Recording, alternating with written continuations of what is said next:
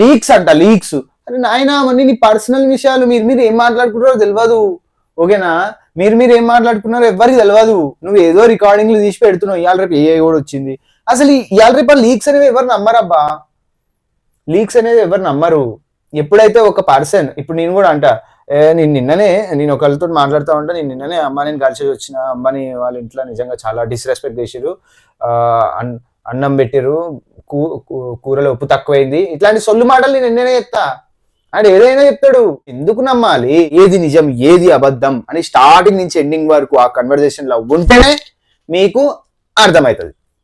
సగం సగం కోడిపి అంత లీక్స్ అనుకుంటా, కోడిపి అంత వేస్తే అది ఎవరు నమ్మరు, ఎవరు చెల్లదు.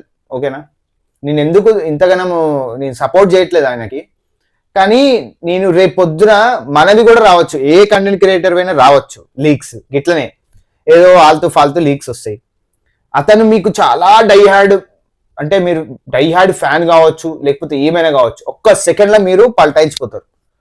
సో ఇట్లాంటివి ఏంటంటే ఒకళ్ళు చెప్పిన దాన్ని ఇంకొకరు చెప్పిన దానికి ఇంటర్లింక్ చేసి ఇలా మ్యానిపులేషన్ లోకి వెళ్ళిపోయి ఆడియన్స్ అంతా ఎర్రిపప్పలు అయిపోయి అలా అవ్వకండి అంటున్నా. అంతే. మీకు నచ్చితే చెయ్యండి ఫాలో, లేదంటే అన్సబ్స్క్రైబ్ చేసి వెళ్ళిపోండి.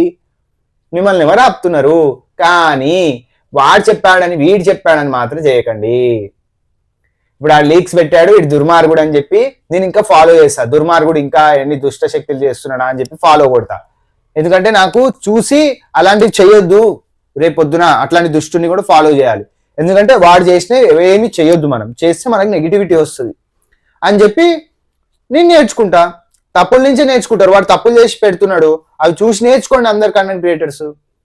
అంతేగాని దాని మీద పడి నువ్వు అన్సబ్స్క్రైబ్ చేయి, అన్ఫాలో చేయి, ఎందో ఏమో ఎటు పోతురు.